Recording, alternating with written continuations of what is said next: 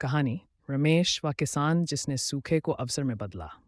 महाराष्ट्र के एक छोटे से गांव में एक साधारण किसान रमेश पाटिल रहते थे। उनकी पीढ़ियां पारंपरिक खेती पर निर्भर थीं, इसमें जो पूरी तरह से मानसून पर आधारित थी।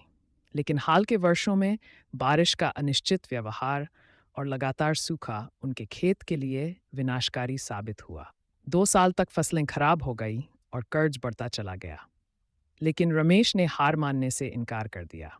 उन्होंने हालात को कोसने के बजाय समाधान खोजने की ठानी। वह कृषि मेलों में गए, सरकारी कार्यशालाओं में भाग लिया और अपने पुराने मोबाइल फोन से यूट्यूब पर ऑर्गेनिक खेती और जल संरक्षण पर वीडियो देखने लगे। एक दिन उन्होंने एक साहसी कदम उठाया। उन्होंने जैविक खेती अपनाई और ड्रिप इरिगेशन सिस्टम, बूंद बूंद सिंचाई, अपने खेत में लगाया। गांव के लोग उन पर हंसने लगे, बोले, ये सब फालतू है रमेश, खेती ऐसे नहीं होती।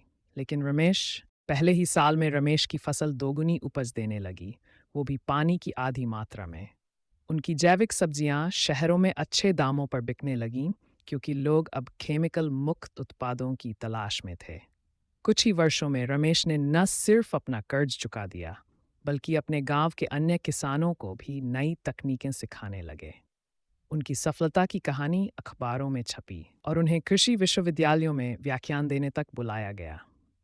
कभी जमीन गंवाने की कगार पर खड़े रमेश अब प्रेरणा और नवाचार का प्रतीक बन गए।